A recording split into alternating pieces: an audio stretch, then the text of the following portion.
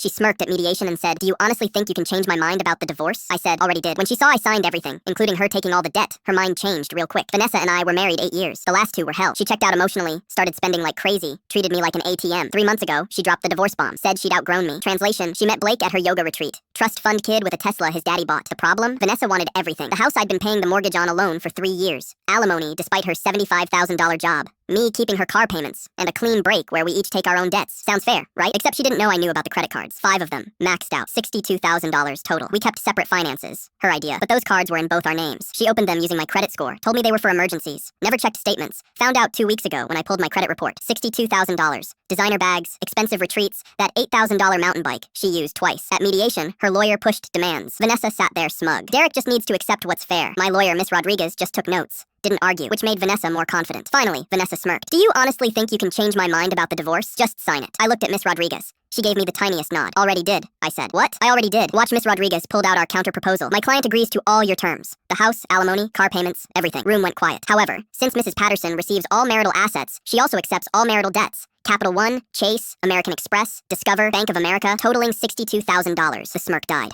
Vanessa went pale. "What credit cards?" Miss Rodriguez slid over the statements. "The ones you maxed out on yoga retreats and shopping," I said. "If you want everything else, you take these too." Her lawyer frantically flipped through statements. Vanessa looked sick. "Joint marital debt," Miss Rodriguez said. "Legally, both spouses. You'll have the house," I said. "Sell it. Should cover most, and you'll have Blake, right?" Mediation collapsed. Her lawyer called recess. 20 minutes later, they wanted to revisit. "Nope, I agreed to your terms. All of them. Take it or leave it." They left it. 2 weeks later, she showed up at my work, crying. "I need help." "Then, what if we didn't divorce?" I laughed. "2 weeks ago, you'd outgrown me." Blake showed up at my door. "Bro, you're being manipulative. Did she tell you the debt?" $62,000. His face went white. "She said maybe $10,000. Haven't seen Blake since." Then Vanessa filed a false police report claiming I was hiding assets. Investigation cleared me in an hour. My lawyer subpoenaed her records. What we found: $3,000 Cartier bracelet she bought Blake, $8,000 Tulum retreat, texts dating 8 months back, 3 months before filing, discussing getting everything you can from that pathetic excuse of a man. Blake was married. His wife sent us his statements. She'd also opened another card listing income as $120,000. She makes $75,000. Fraud. Court day. Her lawyer started his sob story. Miss Rodriguez dropped everything. The false report, the fraud, the receipts, the texts, spending $47,000 after filing. The judge wasn't having it. "Explain these documents," Vanessa sobbed. I was emotional. Derek was controlling. "Free enough to commit fraud? And these messages about getting everything you can from that pathetic excuse of a man?" The ruling: all debt goes to Vanessa, including the fraudulent card. No alimony. The house was inherited. Premarital asset. She gets nothing. 30 days to vacate. She pays both legal fees. Judge referred her to the DA for fraud. Vanessa started screaming. "Ma'am,"